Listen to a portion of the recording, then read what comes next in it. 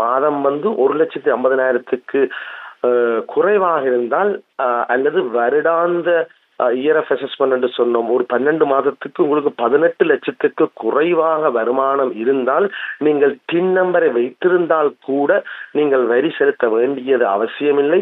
நீங்கள் செய்ய வேண்டியது ஒன்றே ஒன்று, உள்நாட்டு இறைவரி திணைக்களத்துக்கு எழுத்து மூலமாக அறிக்க வேண்டும், எனக்கு டின் இருக்கு ஆனால் வரி வரம்புக்கு குறைவான வருமானம் வருகின்றது, ஆகவே அவர்கள் உங்களுக்கு ஒரு விதமான பிரச்சனையும் கொடுக்க மாட்டார்கள், வரி சிக்கலுக்கு உள்ளாக வேண்டாம். இந்த நிகழ்ச்சி மூலமாக நாங்கள் தெளிவுபடுத்த வேண்டும். யாரும் பயப்பட வேண்டாம். நீங்கள் இந்த சட்டம் வந்தால் உங்களுக்கு வழக்கு தொடர வேண்டும் என்ற மாயை இருக்கின்றது. அப்படியாக இல்லை என்பதை நான் அதன் மூலமாக தெளிவாக கூறுகின்றேன். ஆகவே நீங்கள் இனி பயப்பட வேண்டாம். அதன் மிக முக்கியமாக பொதுமக்கள் புரிந்து கொள்ள வேண்டும். இனி நீங்கள் உங்களுக்கு கட்டாயமாக நீங்கள் வரி பதிவு செய்தால் இனி உங்களுக்கு கட்டாயம் சட்ட சிக்கல் முகம் கொடுக்க வேண்டும். ஆகவே இது பெரும் சிக்கலாக போகின்றது என்ற பிழையான கருத்தை உங்கள் மனதிலிருந்து ஆள் மனதிலிருந்து எடுத்து விடுங்கள். ஆகவே நீங்கள் பயப்பட வேண்டாம். இந்த உள்நாட்டு இறைவரி திணைக்களம் மிக முக்கிய அறிவிப்பை இலங்கை மக்கள் அனைவருக்கும் மிக தெளிவாக தொடர் தேர்ச்சியாக வந்துள்ளது. ஆனால் இந்த முறை வந்த மாற்றமானது மிகவும் முக்கியமானது. அது என்னவென்று சொன்னால், 2026ஆம் ஆண்டு 11ஆம் இலக்க உள்நாட்டு இறைவரி சட்டத்தின் கீழ் குற்றவியல் வழக்கு தொடரும் சட்ட ஏற்பாடுகளை நடைமுறைப்படுத்துவதாக உள்நாட்டு இறைவரி திணைக்களம் அறிவித்துள்ளது. அதாவது சட்ட மாற்றத்தின் மூலமாக இனி திட்டமிட்டு வரியை மீறுபவர்களுக்கு, இவ்வளவு காலம் நாங்கள் பார்த்திருப்போம், வேண்டுமென்றே அதாவது பெண்டலோ பிரேக்தலோ ஒன்று இருக்கு. நாங்கள் சட்டத்தை நெளிவு சுழுவனை பாவித்து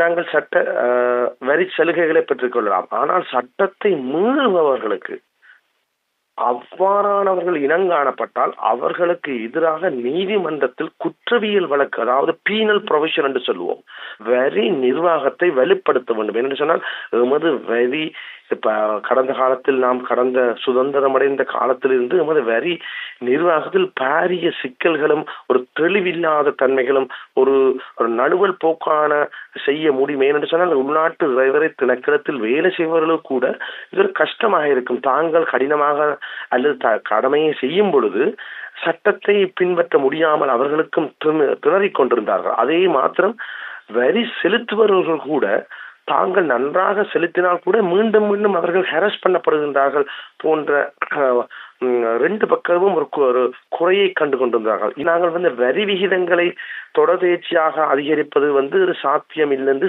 இனங்காணப்பட்ட. உதாரணமாக நாங்கள் வரி விகிதங்களை வெட் வரியை கூட்டுதல் அல்லது எஸ்எஸ்சிஎல் வரியை கூட்டுதல் அல்லது நேரடி வரியை இப்பொழுது உச்சமாக இருக்கின்ற 36 வீதத்தை 48 வீதமாக கூட்டுதல் அல்லது கம்பெனிகளுக்கு இருக்கின்ற 30 வீத வரியை இன்னும் கூட்டிக் கொண்டே போவது ஒரு சால சிறந்தது இல்லை என்று காணப்பட்டது. ஏன்னு சொன்னால் நிர்வாகத்தை ஒழுங்குபடுத்தாமல் என்னதான் செய்தாலும் அதனுடைய பலனை அடைய முடியாதென்று இனங்காணப்பட்டது. அதற்கு டாக்ஸ் ஃபைலை ஓபன் பண்ணிவிட்டால் நாங்கள் உள்நாட்டு இறைவரி திணைக்களத்துக்கும் ஒவ்வொரு இயர்எஃப் அசஸ்மெண்ட் என்று சொல்லுவோம். இயர்எஃப் அசஸ்மெண்ட் என்று சொன்னால் ஒரு நிதி ஆண்டு என்று சொல்லுவோம். 1st of April ஒரு வருஷத்திலிருந்து 31st March, அதாவது ஏப்ரல் 1ஆம் தேதியிலிருந்து மார்ச் 31ஆம் தேதி உள்ள 12 மாதங்களுக்கு இங்கே கவனிக்க வேண்டியது கேலண்டர் மாதமாக இருக்கிறதா. ஜனவரியிலிருந்து டிசம்பர் மாதம் இல்லை, ஏப்ரலில் இருந்து மார்ச் வரை உள்ளவர்கள் தான் வரி ஆண்டாக இயர்எஃப் அசஸ்மெண்டாக கருதப்படுகின்றது. ஆகவே அந்த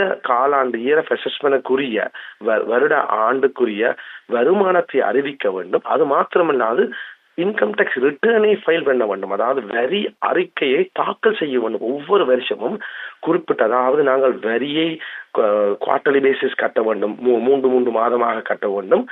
ஃபைனல் டேக்ஸை 30th செப்டம்பருக்கு முதல் கட்ட வேண்டும். வரி அறிக்கையை 30 நவம்பருக்கு முதல் ஒவ்வொரு வருஷமும், அதாவது இந்த வருஷம் என்று சொன்னால் இயர்எஃப் அசஸ்மெண்ட் இப்போ நாங்கள் வரி செய்து கொண்டிருக்கிற வருஷம் 25-26 என்று சொல்லுவோம்.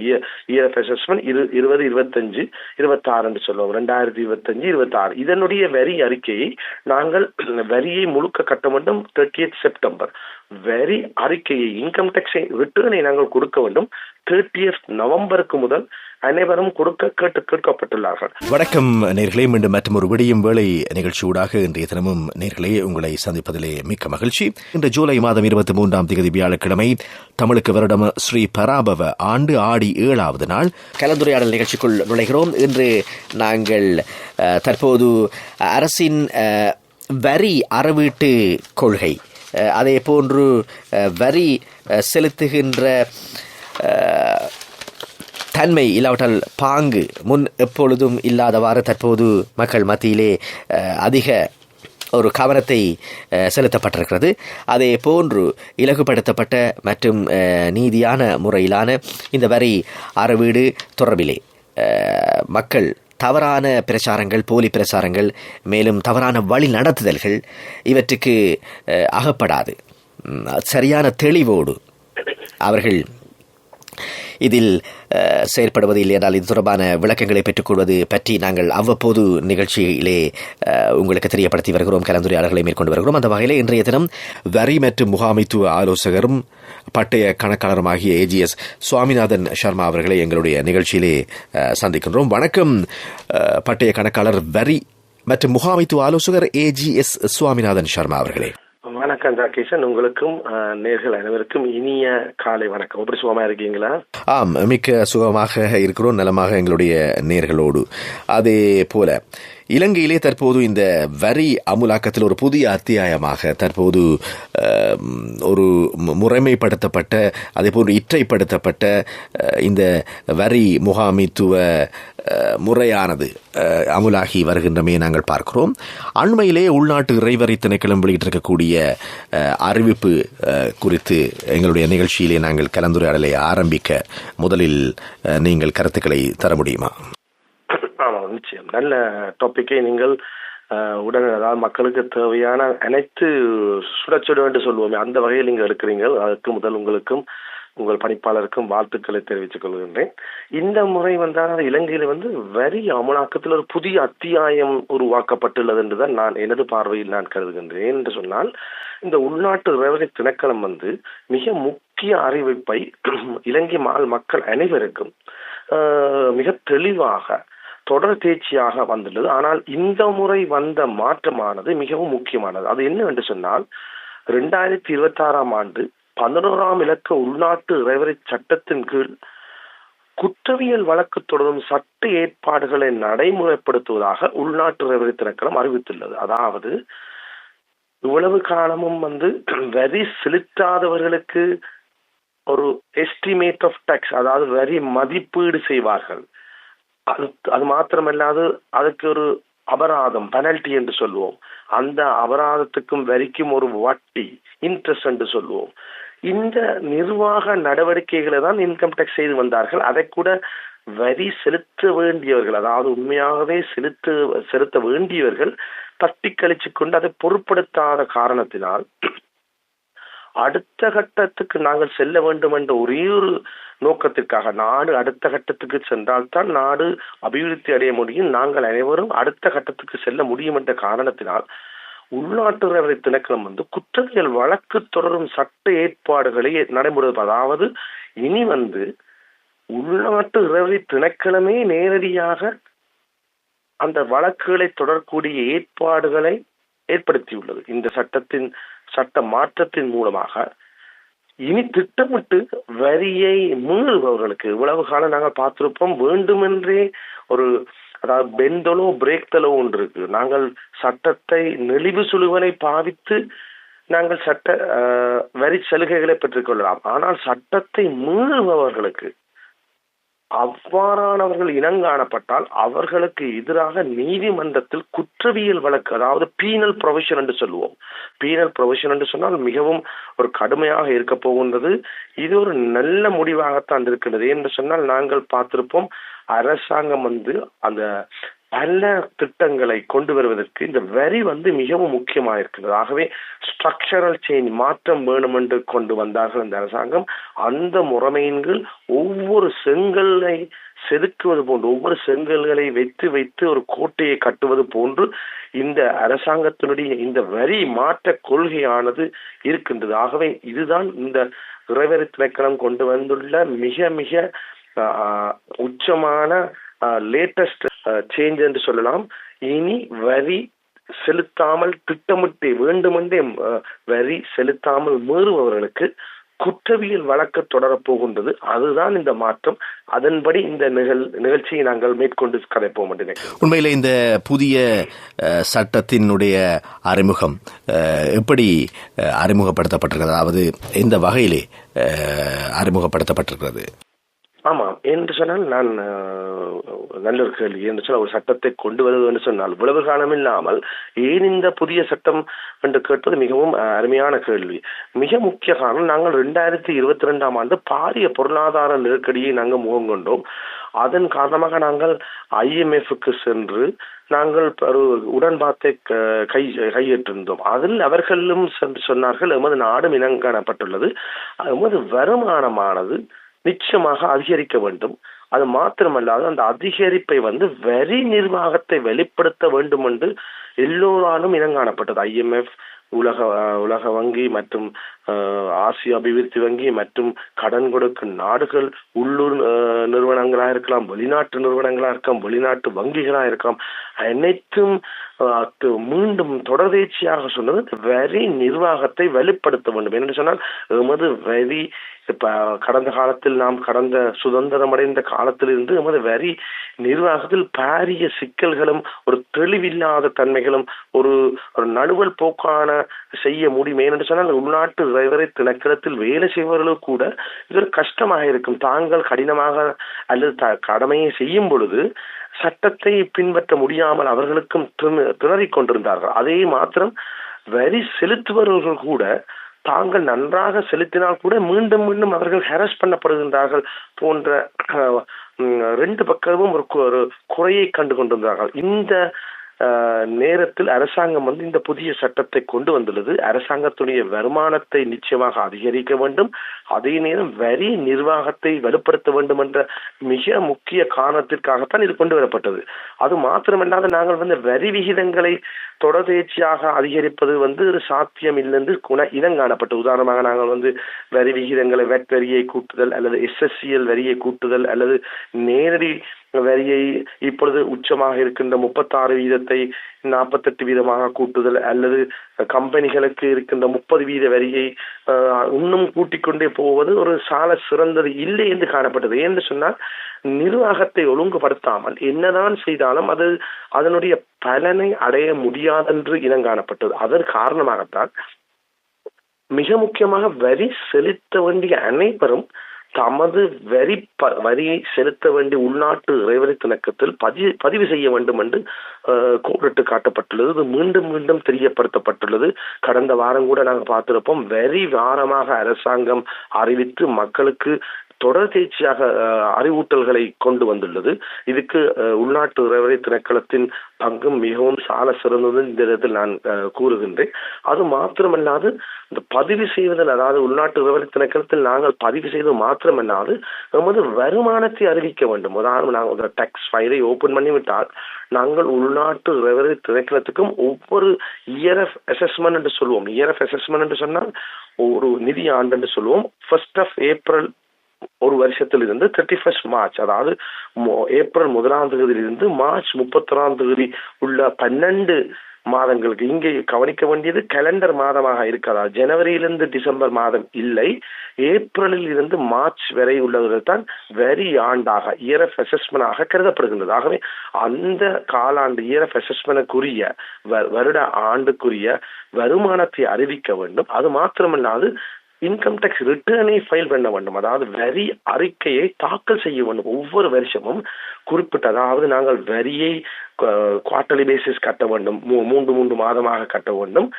ஃபைனல் டேக்ஸை 30 செப்டம்பருக்கு முதல் கட்ட வேண்டும். வரி அறிக்கையை 30 நவம்பருக்கு முதல் ஒவ்வொரு வருஷமும், அதாவது இந்த வருஷம் என்று சொன்னால் இயர் ஆஃப் அசஸ்மெண்ட் இப்போ நாங்கள் வரி செய்து கொண்டிருக்கிற வருஷம் 25-26 என்று சொல்லுவோம்.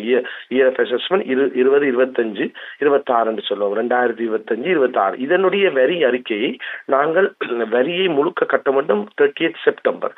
வரி அறிக்கையை, இன்கம் டேக்ஸ் ரிட்டர்னை நாங்கள் கொடுக்க வேண்டும் 30 நவம்பருக்கு முதல் அனைவரும் கொடுக்க கேட்கப்பட்டுள்ளார்கள். அது மாத்திரமல்லாது இந்த வரி சட்டத்தை கட்டாயமாக பின்பற்ற வேண்டும் என்றும் சொல்லப்பட்டது. அதன் காரணமாகத்தான் இந்த புதிய சட்டம் அறிமுகப்படுத்தப்பட்டது.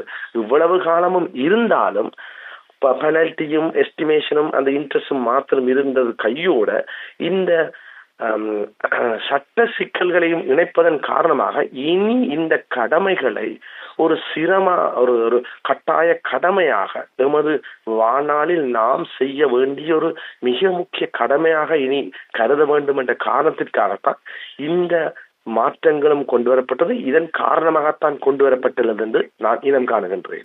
இந்த வகையிலே பட்டய கணக்காளர் மற்றும் வரி முகாமைத்துவ ஆலோசகர் ரேஜிய சுவாமிநாதன் சர்மா அவர்களே, வரி செலுத்துவது பற்றியதான மக்களுக்கான விழிப்புணர்வினை நாங்கள் தொடர்ந்து வழங்கி வருவது மாத்திரமல்லாது வரி வாரம் குறித்து விசேடமாக நாடு முழுவதும் இந்த விழிப்புணர்வு நிகழ்ச்சிகள் இடம்பெற்று வருகின்றன. உண்மையிலே ஒரு போலியான பிரசாரங்கள் மற்றும் தவறான வழிகாட்டுதல்கள் மற்றும் மக்களை பீதிக்கு உட்படுத்தி அரசுக்கு எதிரான ஒரு போக்கினை கையாள்வதற்கான முயற்சிகளையும் அதே போன்று பிரசாரங்களையும் சமூக வலைத்தளங்கள் உட்பட இன்னும் பல்வேறு முறைகளிலே செய்வதை நாங்கள் அவதானிக்கக்கூடியதாக இருக்கிறது. இல்லை என்றால் அது வெளிப்படையாக நாங்கள் காணக்கூடியதாக இருக்கின்றது. அந்த அடிப்படையிலே தற்போது அனைவருக்கும் வழக்கு தொடரப்படும் என்கின்ற வகையிலான பிரச்சாரங்கள். உண்மையிலே இந்த சட்டம் எல்லோருக்கும் வழக்கு தொடரப்படுவதற்கான ஏற்பாடா? உண்மையிலே சாதாரண ஒரு குடிமகன் இந்த நிகழ்ச்சியை கேட்டுக்கொண்டிருக்கக்கூடிய ஒவ்வொருவருக்கும் ஏற்படக்கூடிய ஒரு கேள்வி அது. இதனை நீங்கள் எப்படி விளக்குவீர்கள்?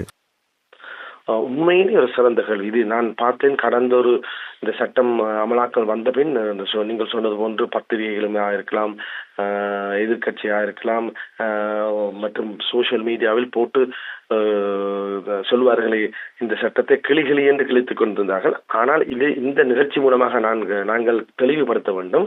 யாரும் பயப்பட வேண்டாம். நீங்கள் இந்த சட்டம் வந்தால் உங்களுக்கு வழக்கு தொடர வேண்டும் என்ற மாயை இருக்கின்றது. அப்படியாக இல்லை என்பதை நான் அதன் மூலமாக தெளிவாக கூறுகின்றேன். ஆகவே நீங்கள் இனி பயப்பட வேண்டாம். அதன் மிக முக்கியமாக பொதுமக்கள் புரிந்து கொள்ள வேண்டும். இனி நீங்கள் உங்களுக்கு கட்டாயமாக நீங்கள் வரி பதிவு செய்தால் இனி உங்களுக்கு கட்டாயம் சட்ட சிக்கல் முகம் கொடுக்க வேண்டும். ஆகவே இது பெரும் சிக்கலாக போகின்றது என்ற பிழையான கருத்தை உங்கள் மனதிலிருந்து ஆள் மனதிலிருந்து எடுத்து விடுங்கள். ஆகவே நீங்கள் பயப்பட வேண்டாம். இது சாதாரணமான ஒரு சட்ட மாற்றம் தான். உதாரணமாக நாங்கள் ஒரு டிராபிக் சட்டத்தை எவ்வாறு கொண்டு வருகின்றார்களோ அதே போன்றுதான் இந்த வரி மாற்றமும் கொண்டு வரப்பட்டுள்ளது. உதாரணமாக நாங்கள் ஒரு பாரியூர் ஆக்சிடென்டை ஏற்படுத்தினால் அதுக்கு நாங்கள் நிச்சயமாக சட்ட சிக்கலை கொடுக்க வேண்டும். அதே போன்றுதான் இதன். ஆகவே நாங்கள் அதுக்காக வாகனத்தை ஓடாமல் இருக்க முடியாதானே. ஆகவே நீங்கள் இனி வரி செலுத்துவர்களாக இருக்கலாம், இனி வரி செலுத்த வேண்டியவர்களாக இருக்கலாம். நீங்கள் பயப்பட தேவையில்லை. உங்கள் அனைவருக்கும் சட்ட சிக்கல் என்ற ஒரு மாயை இல்லை என்று இந்த நிகழ்ச்சி மூலமாக தெரியப்படுத்துகின்றேன். அது மாத்திரமல்லாது உள்நாட்டு ரெவரி திணைக்களம் கூட உடனடியாக அந்த சட்டத்தை அதாவது வழக்கு தொடராது தெளிவாக உள்நாட்டு ரெவரி திணைக்களம் அவர்களுடைய ஆணையாளர்கள் மிக தெளிவாக அறிவுறுத்தியுள்ளார்கள். அவர்கள் என்ன சொல்லுகிறார்கள் என்றால் வரி செலுத்த வேண்டியவர்கள் நிச்சயமாக தமது அறிக்கைகளை இன்கம் டேக்ஸ் ரிட்டர்னை தெரியப்படுத்த வேண்டும். அவ்வாறு தெரியப்படுத்தாதவர்களுக்கு எழுத்து மூலம் உள்நாட்டு ரெவரி திணைக்களத்தின் மூலமாக எழுத்து மூலமாக அதாவது அறிவித்தல் என்று கொடுக்கப்படும். உதாரணமாக நாங்கள் இப்பொழுது பார்த்திருப்போம், அந்த ஹேக்கர்ஸ் என்று சொல்லுவார்கள், அவர்கள் டெலிபோனில் கதைத்து அல்லது உங்கள் வாட்ஸ்அப்புக்கு மெசேஜ் அனுப்பி அவ்வாறான செயற்பாடுகளில் நீங்கள் இதை கவனிக்க வேண்டாம். ஆனால் நிச்சயமாக நீங்கள் கொடுத்த அட்ரஸுக்கு முகவரிக்கு அல்லது உங்களுடைய இமெயில் அட்ரஸுக்கு இமெயில் ஐடிக்கு இன்கம் டேக்ஸ் மூலமாக நீங்கள் உதாரணமாக கொழும்பில் இருந்தால் கொழும்பில் வரும், யாழ்ப்பாணத்தில் இருந்தால் யாழ்ப்பாணத்து உள்நாட்டு ரெவன்யூ திணைக்களம், நீங்கள் மட்டக்களப்பில் இருந்தால் மட்டக்களப்பு உள்நாட்டு ரெவன்யூ திணைக்களத்தின் மூலமாக, எந்தெந்த நுவரெலியாவில் இருந்தால் நுவரெலியா உள்நாட்டு ரெவன்யூ திணைக்களத்தின் மூலமாக உங்களுக்கு எழுத்து மூலமாக அறிவித்தல் கொடுக்கப்படுவார்கள். உள்நாட்டு ரெவன்யூ திணைக்களத்தில் இருந்து இந்த காலத்தின் மூலமாக இதை நாங்கள் உங்களிடம் கேட்டுக்கொள்கின்றோம் என்று. ஆகவே நாங்கள் அந்த புறப்பட்ட எழுத்து மூலமாக புறப்பட்ட அறிவிப்பில் இருந்து 30 நாட்கள் எங்களுக்கு அவகாசம் கொடுக்கின்றார்கள். வரி செலுத்துபவர்களுக்கு 30 நாட்கள் அவகாசம் கொடுக்கின்றார்கள். ஆகவே அந்த 30 நாட்களுக்குள் அதன் உள்நாட்டு ரெவரி திணைக்களத்தினால் கேட்கப்பட்ட விடயங்களை, உதாரணமாக பேங்க் ஸ்டேட்மெண்டை கேட்பார்கள், அல்லது ஆடிட்டட் ஸ்டேட்மெண்டை கேட்பார்கள், அல்லது நாங்கள் கொடுத்த இன்கம் டேக்ஸ் ரிட்டர்னுக்குரிய சப்போர்ட்டிங் டாக்குமெண்ட்ஸ்களை கேட்பார்கள். என்று சொன்னால் அவர்கள் ஒன்றுடன் ஒன்று கிராஸ் செக் பண்ணுவார்கள், அல்லது வரி செலுத்த வேண்டிய துண்டுகளை கேட்பார்கள். அவ்வாறான என்ன உள்நாட்டு அறவழி திணைக்களம் கேட்கின்றதோ அதை 30 நாட்களுக்குள் நாங்கள் கொடுக்க வேண்டும். அதன் பிறகு வேண்டுமென்றே நாங்கள் அந்த இன்கம் டேக்ஸ் ரிட்டர்ன் லெட்டர்ஸை நாங்கள் இக்னோர் பண்றோம் என்று சொன்னால், கணக்கெடுக்காமல் இருந்தால், நாங்கள் கடந்த காலத்தில் பார்த்திருப்போம், இன்கம் டேக்ஸ் ஏதாவது எழுத்து லெட்டர்ஸ் வந்தால் நான் கண்கூடாக பார்த்திருந்தேன், சிலவர்கள் ஓப்பன் பண்ணாமலே அந்த லெட்டரை திறக்காமலே கிழிச்சு டஸ்ட்பினில் போடுவர்களை பார்த்திருப்போம். ஆனால் இனி அவ்வாறு செய்ய வேண்டாம். ஏனென்று சொன்னால் நீங்கள் அந்த எழுத்து மூலம் அந்த அறிவிப்பை வாசிக்க வேண்டும். வாசித்து 30 நாட்களுக்குள் நீங்கள் அந்த அந்த என்ன கேட்கப்பட்டோ அதற்கு நீங்கள் எழுத்து மூலமாக நீங்கள் அறிவித்தால் நீங்கள் அதுக்கு பயப்பட தேவையில்லை. ஆகவே நீங்கள் நேர்மையாக வரி செலுத்துவராக இருந்தால் நீங்கள் அச்சப்படவே தேவையில்லை. நான் நினைக்கின்றேன், இப்பொழுது வரி சட்டத்துக்குள் இருக்கின்ற அனைவருமே மிகவும் நேர்மையான சட்டங்களை பின்பற்றுகின்ற வரி செலுத்துனர்களாக இருக்கின்றார்கள். ஆகவே அவர்கள் பயப்படவே தேவையில்லை. ஆனால் இது ஏன் என்று சொன்னால், இலங்கையில் பொதுவாகவே இந்த வரியை வேண்டுமென்று மீறுபவர்கள் இல்லை என்றே கொடுக்கலாம். மற்ற நாடுகள் போன்று இங்கு வந்து அறியாமை காரணமாகத்தான் வரி செலுத்தாதவர்கள் இருக்கின்றார்கள். ஆகவே அவர்கள் கூட பயப்பட தேவையில்லை. உங்களுக்கு இனி எழுத்து மூலமாக உள்நாட்டு இறைவரை திணைக்களத்திலிருந்து அறிவிக்கப்படும்.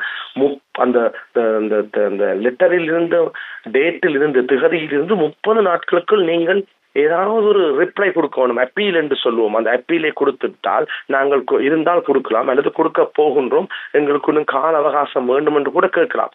அவ்வாறான ஒரு நீங்கள் தொடர்பாடல்களை உள்நாட்டு இறைவனை திணைக்களத்தின் ஏற்படுத்திக் கொண்டால் நீங்கள் இந்த சட்ட சிக்கலுக்கு ஆளாக வேண்டியதில்லை. ஆகவே இவ்வாறான மிகவும் இலகுவான முறை, ஒரு ஒரு ஒரு ஒழுங்குபடுத்த முறையில் சிஸ்டமேட்டிக்காக நாங்கள் செயற்பட்டால் இதில் பெரிய கஷ்டமாக இருக்காது. ஆகவே இனி மக்கள் தெளிவாக புரிந்து கொள்ள வேண்டும்.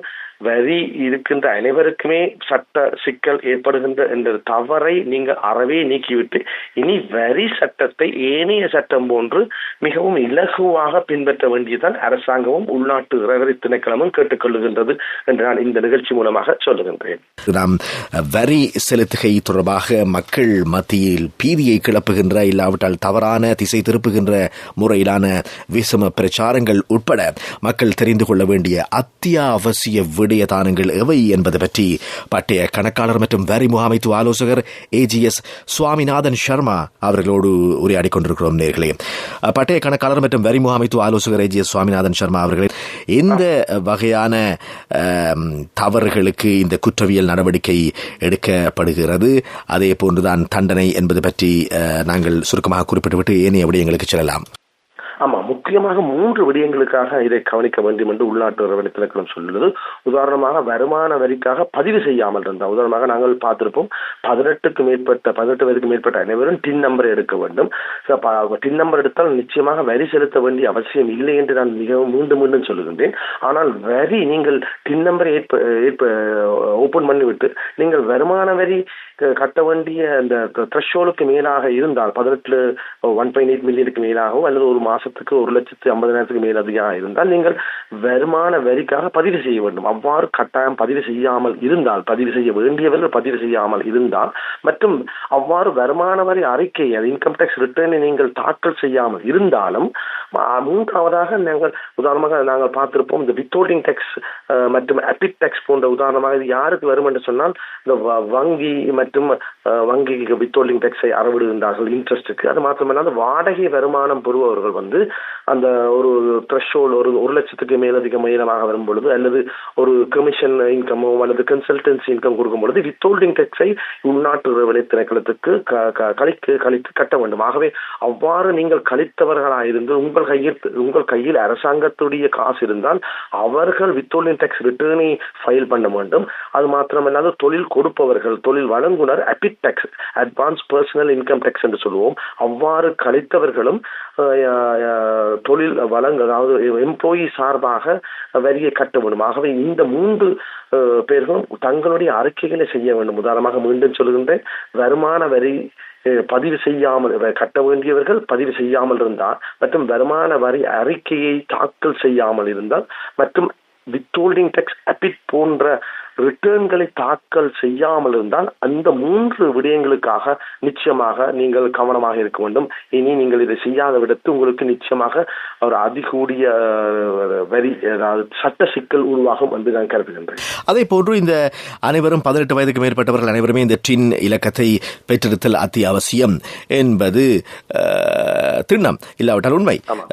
அப்படி என்று சொன்னால் டின் இலக்கத்தை பெற்றிருப்பவர்கள் அனைவருமே இந்த கைதோ இல்லை என்றால் தற்போது தண்டனைக்குள்ளாக நேரிடும் என்கின்ற வகையிலான பிரச்சாரங்களையோ இல்லாவிட்டால் கருத்து பகிர்வுகளையோ நீங்கள் எப்படி பார்க்கிறீர்கள்? இல்லை, இதுக்கு நாங்கள் நிச்சயமாக மறுதளிக்க வேண்டும். இது ஒரு பிழையான பிரச்சாரம். இது மக்களை பிழையான திசையில் யாரென்றாலும் சட்டத்தை பிழையாக கூறக்கூடாது. ஆகவே அது ஒரு பிழையான கருத்து. 18க்கு மேற்பட்ட அனைவரும் நீங்கள் இன்று நேர்கள் கேட்டுக்கொண்டிருக்கிற யாராவது 18க்கு மேற்பட்ட இருந்தால் நீங்கள் உடனடியாக உங்களுடைய டின் நம்பர் எடுக்க வேண்டும். ஏன்னு சொன்ன இந்த டின் நம்பர் என்று நீங்கள் அரசாங்க திணைக்களங்கத்தின் மூலமாக அரசாங்கத்தினுடைய சேவைகளை பெற்றுக்கொள்வதற்காக, உதாரணமாக நாங்கள் ஒரு நிலபுலன்களை வேண்டுவதற்காக அல்லது நிலத்தை வேண்டி நாங்கள் ஒரு கட்டிடங்களை கட்டுவதற்காக, வாகனத்தை வேண்டுவதற்காக அல்லது வாகனத்தை விற்பதற்காக அல்லது பங்குகளை வேண்டுவதற்காக அல்லது கம்பெனியை ரெஜிஸ்டர் பண்ணுவதற்காக அல்லது ஏதோ ஒரு நிதி நிறுவனத்தில் நீங்கள் வங்கி கணக்கையோ அல்லது சேமிப்பு கணக்கையோ அல்லது நிலையான வைப்புகளை ஓபன் பண்ணுவதற்காகவோ அல்லது நீங்கள் பங்கு சந்தையில் கொழும்பு பங்கு சந்தையில் பங்கை வேண்டுபவராக இருந்தால் அந்தந்த நிர்வாகங்கள் லேண்ட் ரெஜிஸ்ட்ரி மற்றும் RMV மற்றும் நிதி நிறுவனங்கள் மற்றும் கொழும்பு ஸ்டாக் எக்ஸ்சேஞ்ச் போன்ற அமைப்பு போன்ற கட்டமைப்புகள் போன்ற திணைக்களங்கள் தான் உங்களுடைய டின் நம்பரை கேட்க போகின்றது. ஆகவே நீங்கள் சேவைகளை பெறுவதற்காகத்தான் டின்னை பெறுகின்றீர்கள்.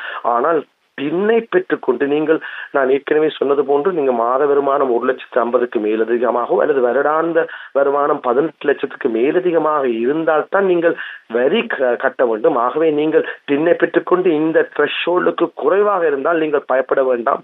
உங்களுக்கு சட்ட சிக்கல் வராதென்றே நான் மீண்டும் மீண்டும் தெரிவித்துக் கொள்கிறேன். அதனை மீண்டும் எங்களுடைய நேர்களுக்கு தெளிவுபடுத்துவோம். பட்டய கணக்காளர் அவர்களே, மாத வருமானம் மற்றும் வருடாந்த வருமானம் என்பது என்னுடைய அந்த பெருமான அளவை மீண்டும் குறிப்பிடுங்கள். அதான் மாதம் 1,50,000க்கு குறைவாக இருந்தால் அல்லது வருடாந்த இயர் அசஸ்மெண்ட் என்று சொன்னோம், ஒரு 12 மாதத்துக்கு உங்களுக்கு 18 லட்சத்துக்கு குறைவாக வருமானம் இருந்தால் நீங்கள் டின் நம்பரை வைத்திருந்தால் கூட நீங்கள் வரி செலுத்த வேண்டியது அவசியமில்லை. நீங்கள் செய்ய வேண்டியது ஒன்று உள்நாட்டு இறைவரி திணைக்களத்துக்கு எழுத்து மூலமாக அறிக்க வேண்டும், எனக்கு டின் இருக்கு ஆனால் வரி வரம்புக்கு குறைவான வருமானம் வருகின்றது. ஆகவே அவர்கள் உங்களுக்கு ஒரு விதமான பிரச்சனையும் கொடுக்க மாட்டார்கள், வரி சிக்கலுக்கு உள்ளாக வேண்டாம். ஆகவே மாத வருமானம் 1,50,000 அல்லது ஒரு வருடம் 12ஆல் நீங்கள் பெருக்கினால் 18 லட்சத்துக்கு குறைவாக இருந்தால் உங்களுக்கு ஒன்றுமே பயப்பட தேவையில்லை என்றே நான் மீண்டும் மீண்டும் சொல்லுகின்றேன். சரி, நாங்கள் தொடர்ந்து பார்க்கலாம்.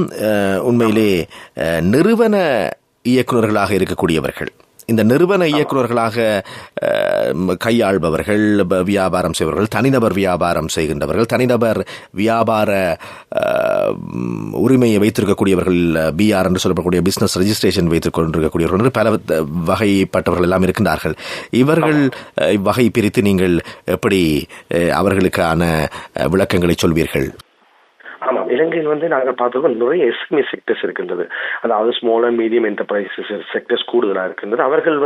அவர்கள் மாத்திரமல்லாது அவர்கள் எவ்வாறு இந்த பிசினஸை தொழிலை செய்கின்றார்கள் என்றால் தனியுடைமை, பங்குடைமை அல்லது பிரைவேட் லிமிடெட் கம்பெனியாக செய்கின்றார்கள். அதாவது ப்ரொப்ரைட்டர்ஷிப், பார்ட்னர்ஷிப் அல்லது பிரைவேட் லிமிடெட் கம்பெனி என்று கொழும்பு ரெஜிஸ்ட்ரார் ஆஃப் கம்பெனியில் ரெஜிஸ்டர் பண்ணி பிரைவேட் லிமிடெடாக செய்கின்றார்கள். ஆகவே அவர்கள் மிகவும் முக்கியமாக கருத வேண்டும். என்று சொன்னால் பப்ளிக் கோட்ட கம்பெனி போன்ற பாரிய நிறுவனங்கள் ஏற்கனவே ஸ்டாக் எக்ஸ்சேஞ்ச் மற்றும் பிற நிர்வாக கட்டமைப்புகள் அவர்கள் இந்த சட்டத்தை ஒழுங்காக ஃபாலோ பண்ணிக்கொண்டு வருகின்றார்கள். மிக முக்கியமாக இந்த 3 வர்க்கத்தினர், அதாவது தனியுடைமை வியாபாரம் செய்வர்கள், பங்குடைமை வியாபாரம் செய்வர்கள், பிரைவேட் லிமிடெடாக இவர் செய்வர்கள் இனி வரி இணக்கத்தை ஒரு கணக்காளரின் பொறுப்பென்று தட்டி கழிக்க முடியாது. அதை கவனமாக அவர்கள் கவனத்தில் இருக்க வேண்டும். ஒரு வியாபாரம் செய்பவர்கள் இனி நாங்கள் இந்த வரி பொறுப்பானது கணக்கு புள்ளி என்று சொல்லுவோம், கணக்கு புள்ளி அல்லது புக் கீப்பர் அல்லது ஆடிட்டருடைய பொறுப்பு நாங்கள் நீங்கள் பிசினஸை மாத்திரம் எடுத்துக்கொண்டு என்று இல்லாமல் நீங்களும் பொறுப்புடன் செயற்பட நான் இந்த நிகழ்ச்சி மூலமாக கேட்டுக்கொள்கின்றேன். என்று சொன்னால் நிர்வாக இயக்குனர், அதாவது நீங்கள் தனி வியாபாரமா இருக்கலாம், பங்குடைமையா இருக்கலாம், பிரைவேட் லிமிடெடா இருக்கலாம், நீங்கள் தான் இனி பொறுப்பாக இருக்க வேண்டும். ஆகவே நீங்கள் உங்களுடைய வியாபாரம், உங்களுடைய பிசினஸ், உங்களுடைய நிர்வாக நீங்கள் உங்களுடைய செக்லிஸ்ட் ஒன்றை வச்சுக்கொண்டு நீங்கள் நீங்களே உங்களுடைய நிர்வாகத்தை சரி செய்ய வேண்டும். வரி அறிக்கைகள் தாக்கல் செய்யப்படுகின்றதா, வெட் அறிக்கைகள் தாக்கல் செய்யப்படுகின்றதா, SSCL போன்ற டாக்ஸ்கள் காலத்துக்கு காலம் கொடுக்கப்படுகின்றதா, பர்சனல் அப்பிட் டேக்ஸ் கொடுக்கப்படுகின்றதா, வித்ஹோல்டிங் டேக்ஸ் மற்றும் அப்பிட் டேக்ஸ் போன்ற ஷெடியூல்கள் கொடுக்கப்படுகின்றதா, இன்கம் டேக்ஸ் டிபார்ட்மெண்ட் மூலமாக வருகின்ற லெட்டர்ஸுக்கு நீங்கள் உடனுக்குடன் குறிப்பிட்ட காலத்துக்குள் 30 நாளுக்குள் நீங்கள் ரிப்ளை கொடுக்கின்றீர்களா, அந்த ரிப்ளையை ஃபாலோ அப் செய்கின்றீர்களா, அது மாத்திரமல்லாது அந்த இன்கம் டேக்ஸ் டிபார்ட்மெண்ட் மூலமாக வருகின்ற கேள்விகளுக்கு நாங்கள் கேள்வியை முடித்து விட்டோமா, அந்த போன்ற பொறுப்பை நீங்கள் எடுத்துக்கொண்டாலே போதும். மற்றும்படி நீங்கள் பெரிதாக கவலைப்பட வேண்டாம். இனி நீங்கள் கேட்ட கேள்விக்கு ஏற்ற மாதிரி வியாபாரம் செய்பவர்கள் இனி வரியோ கணக்கு கணக்காளர்களின் அந்த நிறுவனத்தை பொறுப்பாகின்ற அக்கௌண்டன்ட் தான் பார்த்து கொள்ள வேண்டும் என்று இல்லாமல் ஒரு கூட்டு முயற்சியாக நீங்களும் இனி அக்கௌண்டுடன் கதைத்து செயற்பட இந்த நிகழ்ச்சி மூலம் தாழ்மையுடன் கேட்டுக்கொள்கின்றேன். அதே போல இனி அடுத்ததாக வணிக நிறுவனங்களை நாங்கள் பார்த்தோம் என்றால், வணிக நிறுவனங்கள் தற்போது உடனடியாக மேற்கொள்ள வேண்டிய முறைமை மாற்றங்கள் என்ன? ஆமா, நிச்சயமா. இலங்கையில் அனைத்து அதாவது தனியாரா இருக்கலாம். அது உதாரணமா தனியார் என்று சொன்னால் நான் என்ன சொல்ல, உதாரணமா ஒரு டான்ஸ் டீச்சரா இருக்கலாம், அல்லது ஒரு மியூசிக் டீச்சரா இருக்கலாம், அல்லது ஒரு டியூஷன் சாரா இருக்கலாம். அவர்கள் எல்லாம் இனி இந்த டேக்ஸ் கம்ப்ளைன்ஸை டேக்ஸ் கம்ப்ளைன்ஸ் சொன்னால் வரி சட்டங்களை நிச்சயமாக ஃபாலோ பண்ண வேண்டும். அதாவது வரி கட்ட வேண்டும் என்று சொல்லவில்லை, நீங்கள் வரி சட்டங்களை ஃபாலோ பண்ண வேண்டும் நிச்சயமாக. ஆகவே அதற்காக நீங்கள் ஏற்கனவே சொன்னது போன்று நீங்கள் அனைவரும் டின் நம்பரை பெற்றுக்கொள்ள வேண்டும். அது மாத்திரமல்ல, நீங்கள் டின் நம்பரை பெற்றுக்கொண்டு வரி செலுத்த வேண்டிய நிலையில் இருந்தால், ஒன்றுக்கு மேற்பட்ட வருமானம் இருந்தால், உதாரணமாக 4 வகையான வருமானங்கள் இலங்கையில் இருக்கின்றது, இனங்காணப்பட்டுள்ளது. உதாரணமாக எம்ப்ளாய்மெண்ட் இன்கம் என்று சொல்லுவோம், பிசினஸ் இன்கம் என்று சொல்லுவோம், இன்வெஸ்ட்மெண்ட் இன்கம் என்று சொல்லுவோம், அதே இன்கம் என்று சொல்லுவோம். சாதாரணமாக ஒரு டியூஷன் அல்லது ஒரு ஆசிரியராக இருக்கலாம், அல்லது ஒரு நிறுவனத்தில் வேலை செய்வர்கள் நிச்சயமாக ஒரு ஃபிக்ஸ்ட் டிபாசிட்டோ அல்லது நிலையான வைப்போ சேமிப்பு வைத்திருந்தால் அவருக்கு இன்ட்ரெஸ்ட் இன்கம் என்று 2வது இன்கம் பெறப்போகுது. ஆகவே அவர்கள் இன்கம் டேக்ஸை ரிட்டர்னை ஃபைல் பண்ண வேண்டி வரும், அதாவது த்ரெஷ்ஹோல்டுக்கு மேலாக இருந்தால். அது மாத்திரமில்லாத நிறுவனங்கள் வெட் த்ரெஷ்ஹோல்டுக்கு மேலாக இப்பொழுது 60 மில்லியன் வருடாந்த த்ரெஷ்ஹோல்டாக இருக்கின்றது. ஆகவே அவர்கள் கூட இதை தாக்கல் செய்ய வேண்டும். SSCL என்ற ஒரு மறைமுக வரி இருக்கின்றது. அந்த டேக்ஸையும் அந்த ரிட்டர்னையும் காலத்துக்கு காலம் குவார்டர்லி பேசிஸாக இருந்து அதனுடைய டேக்ஸையும் கொடுத்து அந்த ரிட்டர்னையும் ஃபைல் பண்ண வேண்டும். அது மாத்திரமில்லாது அப்பிட் டேக்ஸ் என்று சொன்னால் அட்வான்ஸ் பர்சனல் இன்கம் டேக்ஸ், நாங்கள் கடந்த காலத்தில் பேய் டேக்ஸ் என்று சொல்லியிருப்போம். அவ்வாறான ரிட்டர்ன்களை ஃபைல் பண்ண வேண்டும். வித்ஹோல்டிங் டேக்ஸ் ரிட்டர்னை ஃபைல் பண்ண வேண்டும். இன்கம் டேக்ஸின் மூலமாக வருகின்ற எந்த ஒரு கடிதங்களையும் நாங்கள் ரெஜிஸ்டர் போஸ்டாக இருக்கலாம் அல்லது நார்மல் போஸ்டாக இருக்கலாம், அனைத்தையுமே ஒரு முறையாக ஒரு ஃபைலை ஓபன் பண்ணி நீங்கள் குறைந்தது 5 வருடங்கள் இன்கம் டேக்ஸின் மூலமாக நீங்கள் செய்கின்ற தொடர்பாடல்களை வைத்திருக்க தாழ்மையுடன் கேட்டுக்கொள்கின்றேன். என்று சொன்னால் 5 வருடம் வைத்திருக்க வேண்டிய சட்ட கடமை வந்துள்ளது. அது மாத்திரமல்லாது நீங்கள் சரிபலை பாருங்கள், நீங்கள் ஏதாவது வரி நிலுவை இருக்கின்றதா, கடந்த காலத்தில் நீங்கள் கட்ட வேண்டிய டேக்ஸை கூடுதலாக கட்டியிருந்தால் ரிஃபண்ட் தருவார்கள், அல்லது கட்ட வேண்டிய ஏதாவது சிறிய தொகை இருந்தால் உடனடியாக சரிபலை பார்த்து அந்த டேக்ஸை கட்ட வேண்டும் என்று சொன்னால் நாங்கள் குவார்டர்லி பேசிஸ் கட்டி கொண்டு வருகின்றோம். ஆகவே ஒரு வரியை போன வருஷத்தின் வரி பேஸ் பண்ணிக்கொண்டு வருங்காலத்தில் கட்டுகின்றோம். ஆகவே ஏதாவது ஒரு டிஃபரண்ட் நிலுவை இருந்தால், கட்ட வேண்டிய தொகை இருந்தால் உடனடியாக நீங்கள் கட்ட வேண்டும். அவ்வாறு நீங்கள் நிச்சயமாகவே ஒரு தவறுதலாக வரியை கட்டாமல் இருந்த காரணத்தினால் நீங்கள் உங்களுடைய காரணத்தை உள்நாட்டு திணைக்களத்துக்கு எழுத்து மூலமாக குறித்து நீங்கள் நிச்சயமாக கட்டினால் அந்த நீங்கள் செய்கின்ற புரோட்டோகால் என்று சொல்லுவோம், கம்யூனிகேஷனை நீங்கள் ஒழுங்காக ஃபைல் பண்ணி வைக்க தாழ்மையிடம் கேட்டுக்கொள்கிறேன். ஆகவே வணிக நிறுவனங்களும் நிச்சயமாக இந்த டேக்ஸ் முறைமை, உதாரணமாக ஒரு மெடிக்கல் ஃபைலை நாங்கள் டாக்டரும் போகும்போது சொல்லுவார், நீங்கள் இது உங்களுடைய ப்ரீவியஸ் ஹிஸ்டரியை தாருங்கள் என்று கேட்பார்கள். நாங்கள் ஒவ்வொருவரும் மெடிக்கல் ஃபைலை ஒழுங்காக வைத்திருக்கின்றோமோ அதே போன்று இனி இன்கம் டேக்ஸும் ஒரு டாக்ஸ் டாக்டர்ஸாகத்தான் நீங்கள் கருத வேண்டும். அதாவது இனி டாக்ஸ் கன்சல்டன்ட், சார்ட்டர்ட் அக்கௌண்டன்ட் எல்லாமே ஒரு டாக்ஸ் டாக்டர்ஸாக நாங்கள் மாறப்போகின்றோம். ஆகவே நீங்கள் எந்த டாக்ஸ் கன்சல்டன்டையோ சார்ட்டர்ட் அக்கௌண்டன்ட்டும் போகும்பொழுது கட்டாயமாக அவர்கள் கேட்பார்கள் உங்களுடைய டாக்ஸ் ஹிஸ்டரி எவ்வாறு இருக்கின்றது. ஆகவே நீங்கள் இந்த ஹிஸ்டரியை நிச்சயமாக வைத்திருந்தால் உங்களுடைய வியாபாரம் செய்கின்ற தன்மை இலகுவாக இருக்கும். ஆகவே பெட்டர் ஃபாலோ த ரூல்ஸ் என்று சொல்லுவோம். அதாவது சட்டங்களை பின்பற்றுவதன் மூலமாக நமது வாழ்க்கையானது மிகவும் இலகுவாக நமது இலக்குகளை அடைய முடியும் என்றே நான் கருதுகின்றேன். இறுதியாக எங்களுடைய நிகழ்ச்சியை கேட்டுக்கொண்டிருக்கக்கூடியவர்களுக்கு நீங்கள் சொல்ல விரும்புகின்ற செய்தி என்ன? பட்டய கணக்காளர் மற்றும் வரி முகாமைத்துவ ஆலோசகர் ஏஜிஎஸ் சுவாமிநாதன் சர்மா அவர்களே.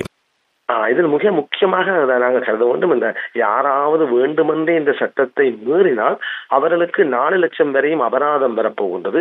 அது மாத்திரமல்லாது 6 மாதம் சிறை தண்டனை வரப்போகின்றது. அது மாத்திரமல்லாது சில நேரத்தில் கடுமையாக வேணுமென்றே ஒருவர் சட்டத்தை பின்பற்றாது இருந்தால் இந்த 2மே விதிக்கப்படலாம். ஆகவே நீங்கள் பயப்பட வேண்டாம். ஏன் என்று சொன்னால் நாங்கள் கடந்த ஒரு காலங்களில் பார்த்திருப்போம், இந்த நாடு பொருளாதார சிக்கலுக்கு போயிருப்பதற்கு மிக முக்கிய காரணம் வரி கட்ட வேண்டிய பெரிய நிறுவனங்கள், வரி செலுத்த வேண்டிய பெரிய பணக்காரர்கள் என்று சொல்லும் பெரிய வருமானம் ஈட்டுபவர்கள் இந்த சட்டத்தை பின்பற்றாமல் ஏதோ ஒரு வகையில் பின்பற்றாமல் இருந்ததன் காரணமாகத்தான். ஆகவே இந்த சட்டத்தின் மூலமாக நான் நாட்டு மக்களுக்கும் இந்த நேயர்களுக்கும் சொல்லுகின்றேன். ஏனென்று சொன்னால் இந்த சட்டத்தை நாங்கள் ஒரு பாசிட்டிவாக பார்க்க வேண்டும். ஏனென்று சொன்னால் நாம் அனைவருமே சிறிய தொகையை கட்டினால் இந்த வரி ஆனது மிகவும் பெரிதாக இருக்காது. ஆகவே அரசாங்கமும் இந்த வரியை குறைப்பார்கள், வரி பெர்சன்டேஜையும் குறைப்பார்கள், அதே நேரம் வரி சலுகைகளையும் தருவார்கள். இப்பொழுது நாங்கள் பார்த்திருப்போம் சில்வர் கார்டு, கோல்ட் கார்டு என்ற முறைமை இருக்கின்றது. பல வரி செலுத்துவோர்களுக்கு பல சலுகைகள் அரசாங்க நிறுவனங்கள் மற்றும் நிதி நிறுவனங்கள், கடன் எடுக்கின்ற நிறுவனங்கள் மற்றும் நாங்கள் அரசாங்க சேவைகளை பெறுகின்ற இடங்களில் முன் உரிமை கொடுக்கப்படுகின்றது. ஆகவே ரெகக்னிஷனும் கூட வந்துள்ளது. ஆகவே நீங்கள் இந்த சட்டங்களை பின்பற்றினால் நிச்சயமாக உங்களுக்கு, அது மாத்திரமல்லாத அரசாங்கத்தின் இந்த வரியை நாங்கள் அனைவரும் கட்ட வேண்டிய அனைவரும் கட்டினால்தான் அரசாங்கம் தனது சேவையை வழங்க முடியும். உதாரணமாக மிக முக்கியமாக மருத்துவமனைகள் பாதிக்காமல் இருக்கும், அரசாங்கத்துடைய கல்வி சேவைகள், சாலை அபிவிருத்தி, உதாரணமாக நாங்கள் மேம்பாலங்கள் எல்லாம் நாங்கள் பார்த்துருவோம். ஜனாதிபதி குறிப்பிட்டிருந்தார் கடந்த ஒரு 3 மேம்பாலங்கள் அதாவது ஹைவேஸ் இலங்கையினுடைய கடனை பெறாமல் இலங்கையினுடைய உள்நாட்டு வரி வருமானம் மூலமாக 3 மேம்பாலங்கள் கட்டப்பட்டு கொண்டிருக்கின்றது. இது மிக முக்கியமாக நம் மக்களுக்கு தெளிவுபடுத்த வேண்டும். அதாவது பெரும் சாதனை, பாரிய பொருளாதார சீரழிவில் இருந்து ஒரு குறுகிய காலத்தில் அரசாங்கம் இந்த கட்டமைப்புகளை ஒழுங்குபடுத்துவதன் மூலமாக புதிய உள்நாட்டு வரி வருமானத்தின் மூலமாக நாட்டை அபிவிருத்தியை செய்யக்கூடிய முடியும். அதை செய்து காட்டுகின்றார்கள். அதற்கு நாங்கள் ஜனாதிபதிக்கும் அவருடைய திட்டக்குழுவுக்கும் நன்றி செலுத்த வேண்டும். ஆகவே சமூக நல திட்டத்தை அரசாங்கம் செய்ய வேண்டும் என்று சொன்னால் அதன் மூலமாக நாங்கள் நாட்டு மக்கள் தான் நாங்களும் எமது பிள்ளைகளும் எமது வருங்கால சந்ததியினர்தான் பலனடைய போன்றார்கள். ஆகவே நாங்கள் அரசாங்கத்தை இவ்வகையான வரி மாற்றங்கள், சட்ட மாற்றங்கள் இருக்கும் பொழுது நாங்கள் அதை பாசிட்டிவாக எடுத்து பயப்படாமல் இந்த சட்டங்களை, ஏனைய சட்டங்கள் போன்று நாங்களும் இதை பின்பற்றினால் நாடும் நன்றாக இருக்கும், நாட்டு மக்களும் நல்லா இருக்கும், நாட்டினுடைய கொள்கைகளும் அடையக்கூடியதாக இருக்கும். அதே போன்றது எமது கொள்கைகளை நாங்கள் அடைய முடியும். ஆகவே நாங்கள் இனியும் வெளிநாட்டு கடன்களில் தங்கியிருக்காமல் கடன்களை பெற்று, கடனுக்குரிய வட்டியை பெற்று எமது நாட்டினுடைய நாணயத்தினுடைய பெறுமதியை மீண்டும் வீழ்ச்சி பெறாமல் இருக்க நாம் அனைவரும் இதை ஒரு கடமையாக எடுத்து செயற்படுவோமானால் நிச்சயமாக ஒரு குறுகிய காலத்தில் அபிவிருத்தியை நோக்கிய, அபிவிருத்தி அடைந்த செழிப்பான இலங்கை நாடாக மாற்றியமைக்க முடியும் என்று இந்த செய்தி நாட்டு மக்களுக்கு செய்தியாக நான் வழங்குகின்றேன். பட்டய கணக்காளரும் வரி முகாமைத்துவ ஆலோசகருமாகிய ஏஜிஎஸ் சுவாமிநாதன் சர்மா அவர்களுக்கு எமது விடியும் வேளை நிகழ்ச்சி சார்பாக நன்றிகள். நன்றி நன்றி.